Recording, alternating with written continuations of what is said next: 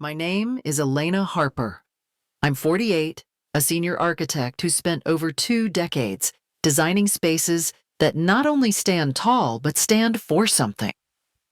For the last 9 years, I worked at Halstead and Pierce, one of the most respected architecture firms in Chicago. I poured myself into that place.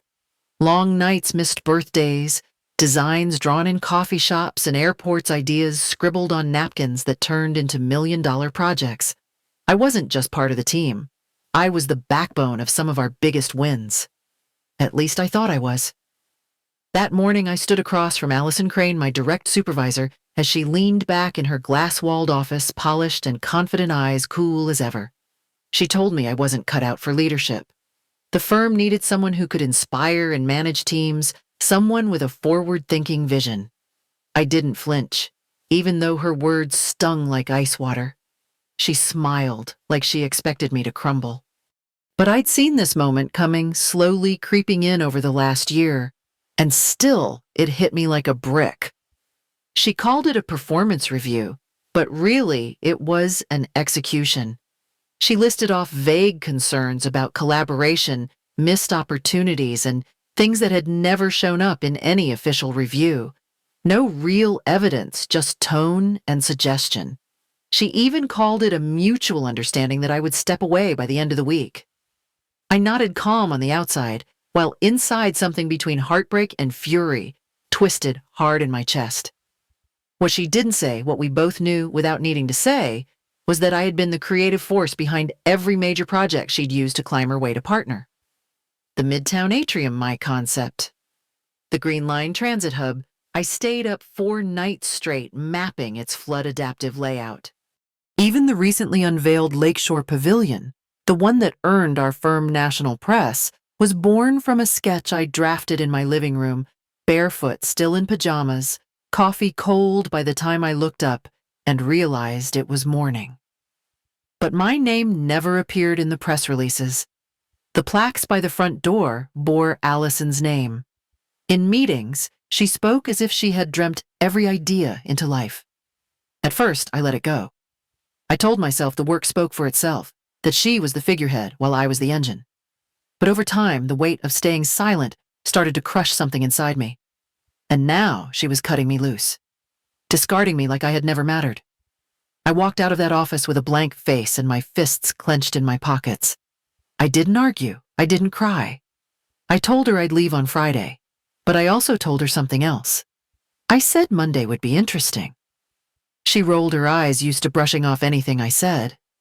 But what she didn't know was that I'd been quietly gathering every email, every design draft, every thread that connected my name to the work she had stolen. I wasn't leaving empty-handed, and I definitely wasn't finished. Allison Crane joined the firm just a couple of years after me. Back then, she was a project manager with great polish but little technical depth. She was sharp in meetings, confident in how she presented, and always knew how to say the right things to the right people. At first, I liked her energy. She asked smart questions, showed up early, and often dropped by my desk to ask for input on her proposals. I thought she genuinely respected my work. I even felt a little proud watching her rise. But looking back, that rise wasn't earned. It was built brick by brick on top of my effort. She started small. The first time it happened, we were co-presenting the concept for a community center redesign. I had developed the sustainable layout from scratch. I even brought in external data on wind exposure to maximize airflow and reduce HVAC load. But during the presentation, she skipped my name entirely. Talked through the entire concept as if she had been the one drawing it up for months. I sat in the back of the room, stunned, not even sure what I had just witnessed. Afterward, I told myself it was probably a mistake. Maybe nerves, maybe a slip. I let it go. But it kept happening. Gradually, in more meetings, more presentations, more email chains, I started disappearing.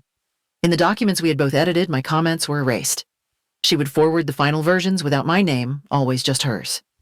In team updates to leadership, she'd summarize my work as part of her team's overall direction, not a word about where the ideas came from.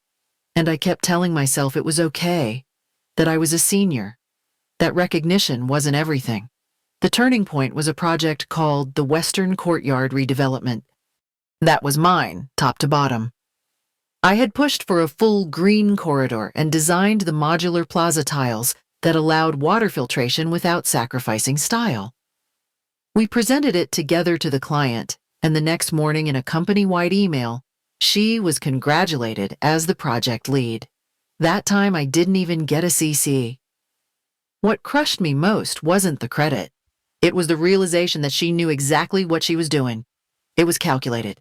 She flattered me just enough to keep me quiet and took just enough to avoid suspicion. By the time she made partner, half the office assumed she was the creative driver behind everything. And I let it happen. I stayed quiet. I wanted peace. But I paid for that silence over and over every time my work showed up with her name on it. The email came on a Tuesday afternoon. I had just returned from a site visit and was catching up on messages when I saw it. Subject line: follow-up on Portland waterfront concepts. The sender was a senior project coordinator from Crescent and Reed, our firm's biggest competitor. At first, I thought it was spam. I had never worked with them, but then I opened it and my stomach dropped. The message was warm, casual, like we were already in the middle of a conversation. They thanked me for the consultation and asked if I could clarify a few design elements before their final presentation to the Portland Planning Committee. I stared at the screen, completely frozen. Portland waterfront. That wasn't a real project for me. That was a personal sketch I had developed on my own time, a creative exercise I did over the weekends, just to challenge myself. I never submitted it, never pitched it. It had lived only on my laptop in a folder marked conceptual drafts. I called the number listed in the email. My voice was steady, but my hands were cold. The man who answered was polite, confused by my confusion. He explained that the design came to them from Allison. She had positioned it as a joint internal effort and had shared it under my name. Said I was involved, but unavailable, due to client obligations. I felt like the floor had tilted beneath me. These weren't just reused ideas or shared credit. This was theft, and not just internal. She had taken my private designs and passed them off as hers to our rivals. I asked if he could send me what they had. When I opened the files, I saw my work staring back at me. The same curved flow paths, the rain-adaptive green spaces, and the split-level plaza are designed to flood safely and recede. Except now, the drawings had Crescent's branding, and worse, Allison's name is in the metadata as the lead designer. I didn't know what shocked me more, that she had taken it that far or that she had done it without a hint of hesitation. She knew I'd never shared those files, which meant she had gone into my computer and taken them when I wasn't there. In that moment, something broke inside me. This wasn't about credit anymore. It wasn't even about ambition. It was personal. She wanted me erased. And if I didn't act soon, she was going to get away with it. Not just inside our firm, but with an entire city project that could define someone's career. Mine. The meeting was already on my calendar when I walked in that morning. No subject line, just a time and a location: conference room D at 10 a.m. I knew what it was before I even sat down. Allison was already there, flanked by someone from HR, both of them seated like they had rehearsed every word. She didn't look at me until the last second, then offered the kind of smile people use when they're pretending to be sorry. She spoke with measured sympathy, said the firm was moving in a new direction, that there had been ongoing concerns about collaboration and leadership. I watched her lips move and felt none of it land. It was all lies. I had seen this setup forming weeks ago. First a few remarks in meetings about confusion on ownership, then comments slipped into internal memos questioning my commitment to deadlines. I had always over-delivered. She knew that. But this wasn't about facts. It was about building a narrative. They handed me a folder. Inside was my termination agreement. 2 months severance, a clean break, and a quiet exit. No investigation, no hearing. Just signatures and silence. Allison leaned forward like she was offering me an act of mercy. I looked at her and realized she had planned every inch of this. She didn't want me to fight. She wanted me to disappear before the Portland project went public. I knew why now. That design wasn't just her ticket to creative director. It was stolen gold. And I was the only one who knew it. My fingers itched to open my bag to pull out the hard drive where I had stored every sketch, every email, every shred of proof. But I didn't. Not yet. Something told me this wasn't the moment. There were too many eyes, too much stacked against me. I'd look like a desperate woman clinging to old grudges. I needed more than just truth. I needed timing. So I closed the folder, stood up, and nodded once. Then I walked out. Packing up my office was one of the hardest things I've ever done. You don't realize how much of your life you leave scattered across drawers and bulletin boards until you have to collect it all in a cardboard box. Family photos? Awards no one remembered giving me. A plant my daughter gave me when I got promoted 5 years earlier. All of it felt smaller somehow. Dimmer. Like the light had been sucked out of the room the moment she got what she wanted. People stopped by as I packed. Most didn't say much. A few offered awkward hugs. One assistant slipped me a handwritten note that just said, "I know it was you." That meant more than anything anyone had said in weeks. I kept my head high, but inside I was burning. Not just with anger, with shame. For letting it go on so long. For believing that good work would be enough. For thinking someone like Allison wouldn't cross that final line.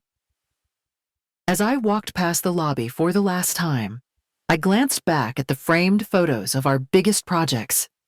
All of them are credited to Allison. Every single one. I clenched the handle of the box tighter and stepped outside. The air hit my face cold and sharp. I didn't cry. I didn't crumble. But I made myself a promise right there on the sidewalk. She may have erased my name, but I was going to make sure everyone knew who really built what. Not today, but soon. 3 days after I walked out of the firm, I got the email that made me stop breathing. It came from someone at Portland's Office of Urban Planning, short and direct. They were requesting clarification on the waterfront design concepts that had been presented by Halstead and Pierce. Specifically, they wanted to speak to the lead designer about several technical aspects related to flood resilience and multi-season flexibility. My name was never mentioned, but I knew exactly why they had reached out. They had questions, real questions. And Allison couldn't answer them. That much became clear a few hours later when a former colleague forwarded me a thread that had been circulating internally. Apparently, during a follow-up meeting with city officials, Allison had fumbled every technical explanation. She tried to gloss over the questions with polished language, but when asked how the plaza's modular tiles handled groundwater displacement, she stalled. When asked why the elevated green spaces curved away from the old ferry station, she mumbled something about aesthetics. People noticed. The city planner pressed again, asking for documentation on the design logic. Allison promised to send it later, but she didn't have it. Because she hadn't built it. I had. And now the design was speaking louder than her words. I felt my pulse rise not with fear, but with the realization that this was it. The lie was cracking.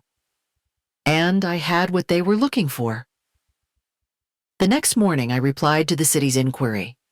I kept my message formal brief, but I offered to provide technical documentation and walk them through the original design rationale. I didn't mention the theft. Not yet.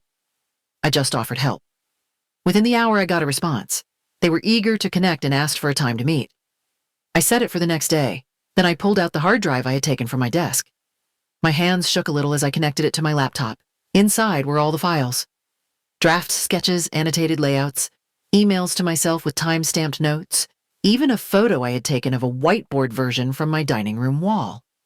I organized everything into folders labeled by date and backed them up to 3 separate locations. Then I printed out summaries just in case. I wasn't leaving anything to chance. Not this time. That night, I barely slept. My mind kept replaying the last few weeks. Her smirk when she let me go. The blank looks in the office. The projects with my name missing.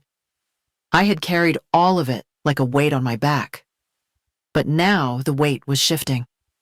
The burden of proof was no longer mine to carry alone. People were asking questions. People were listening. By morning, the city team confirmed the meeting. But so did someone else. A partner from Crescent and Reed reached out and asked if I could join a conference call with their executives. They wanted to understand the origin of the design, not just because of Allison, but because it had raised concerns on their side too. The same design language they'd seen years ago in a different award-winning project, one with my name buried quietly beneath Allison's on a hidden corner of the credits. I closed my laptop and exhaled. For the first time in weeks, I didn't feel invisible. I felt ready, not just to defend myself, but to reclaim what was mine. One email had cracked the surface. Now I was going to make sure the whole story came to light. The morning of the meeting, I dressed with care. Nothing flashy. Just the kind of calm authority that didn't need to scream. When I stepped into the conference room, the air shifted. Around the table sat the partners of Halstead and Pierce, two representatives from Crescent and Reed, and the city's lead planner. Allison was already there, seated near the head, her expression a careful mix of confidence and caution. I took a seat directly across from her and waited. Harold, our managing partner, opened the meeting by thanking everyone for attending. Then he turned it over to Allison to recap the project. She launched into her usual performance, polished as ever. She clicked through slides, smiling, as she described design decisions she didn't make. But something was different this time. No one leaned in. No one nodded. The city planner interrupted her twice, asking for technical clarifications. Both times she dodged the answer. Her rhythm cracked. Her voice tightened. That's when Harold looked at me. I didn't wait. I connected my laptop to the projector and said, I'd like to walk everyone through the original design process. No one stopped me. I opened a folder labeled Portland Waterfront, Original. Inside were dated drafts, detailed diagrams, screenshots of emails, and even a sketchbook photo from my dining room table. I spoke slowly, clearly letting the work speak first, then filling in what only the creator could explain. I showed how the modular plaza system evolved from a floodplain study I'd done years ago. I pulled up an email from Allison sent 2 years back asking me to use that exact logic for a hypothetical city proposal. Her own words time-stamped praising the approach. I showed metadata from every file, all of it created under my account months before Allison ever touched them. Then I let the silence hang. The city planner looked at Allison and asked if she had any record of that design process on her end. She hesitated, saying the files were shared within the team. The Crescent rep asked if she could explain the rationale behind the split-level drainage model. She tried. Failed. Then folded her arms and said I was twisting things out of context. But by then, the truth was already in the room. Harold cleared his throat. Quietly, he said the firm had conducted its own internal IT review after my departure. They found access logs showing Allison had logged into my computer while I was on vacation. Unauthorized file transfers. Multiple devices. When he said that, Allison's face dropped. For the first time, she didn't have a response. Just silence. The meeting ended with a decision. Harold turned to me, his tone formal but careful. The firm would reinstate me immediately with full status and public clarification of my role in the Portland project. They would issue a release correcting past credits, and I would lead the project's next phase, reporting directly to the board.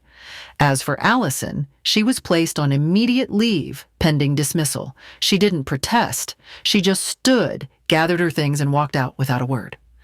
I stayed seated for a moment longer, letting it sink in. The thing I had feared most, that no one would believe me, had unraveled completely. Not with rage, not with scandal, but with proof. Quiet, steady, undeniable. I walked out of that room lighter than I had in years. My name was back where it belonged. And this time it wasn't going anywhere. It's been 8 months since that meeting, since I stood up in front of a room full of people and took my name back. A lot has changed. I was promoted to lead architect on the Portland waterfront project, but more than the title, I was finally seen for the work I had always done in silence. The team looks at me differently now, not just with respect, but with something deeper: trust. The first few weeks back were strange. There were awkward glances in the hallway, hushed voices when I entered a room. Some people apologized. Others avoided me. But I didn't come back for their comfort. I came back to finish what I started, and I did. The revised design for Portland was approved 2 months ago, and we broke ground last week. My name is printed right there, on every permit, every document, no longer hidden behind someone else's ambition. I started mentoring younger designers. The ones who stay late, who bring sketches on lunch breaks, who remind me of myself when I first began. I teach them about sustainability, yes, but I also teach them something no textbook covers: how to protect their work, how to speak up when it counts, how to know their value before someone else decides it for them. That's the part no one ever taught me. Sometimes I still think about Allison, not with anger, just clarity. She taught me a lesson I didn't ask for: that success built on stolen ground eventually collapses. I hear she's left the industry. No firm would touch her after everything came out. Last I heard, she moved out of state trying to start over. I don't wish her harm, but I don't miss her either. Last weekend, my daughter and I were having dinner when she asked me the question I'd been waiting for. Was it worth it? All the late nights, the stolen credit, the fight to be heard, the weeks of not knowing if my career would survive. I thought about it for a moment. I thought about the emails, the silence, the humiliation.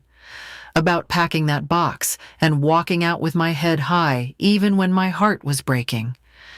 Then I looked at her and told her the truth. It was worth it.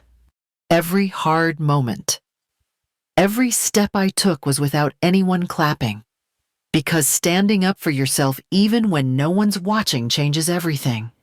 I built my name one line, one blueprint, one buried credit at a time. And reclaiming it, that wasn't revenge. That was justice. Quiet, overdue, and absolutely worth waiting for.